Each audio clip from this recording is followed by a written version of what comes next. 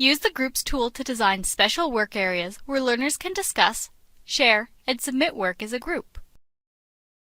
This tutorial shows how to create groups in your course. The Groups tool allows you to create and edit groups and categories. Categories house collections of related groups. Groups subdivide the learners. To begin creating groups, from Manage Groups, click New Category. First, we will set up the category. Enter a name for the category. For this example, we will set up a category for a seminar presentation.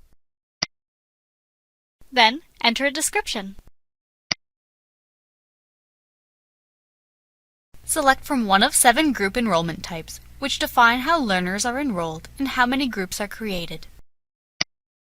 For this example, select Number of Groups Capacity of Number Self-Enrollment, which allows learners to enroll themselves into one of a predefined number of groups. We now need to specify the properties associated with the group enrollment type. For this example, we will create groups of 2 learners and 10 groups from which learners can choose. Then, enter a group prefix, which precedes the group number upon creation. For this example, we will use the prefix seminar. Next, we will set the advanced properties. Click Set Self-Enrollment Expiry Date to set a due date for learners to enroll in a group. Select the date that the self-enrollment expires. If you want any remaining learners automatically enrolled in groups after the expiry date, click Allocate Unenrolled Users after self-enrollment expiry date. Next, we will specify the workspaces we want to associate with the group category. Workspaces can include discussion areas, lockers, and assignment submission folders. For this example, we want to set up discussion areas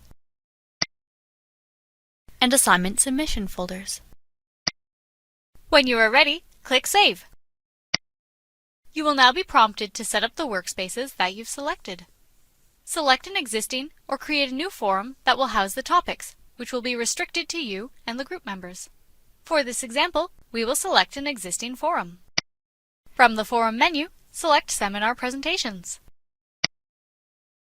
Then, click Create and Next to finish setting up the discussion topics. You will now be prompted to set up the assignment submission folders. Enter a name for the folder. If desired, select a category and select or create a new grade item to associate the folder with your gradebook. For this example, we will select an existing grade item. From the Grade Item menu, select Seminar Presentation. Next, define the out-of score.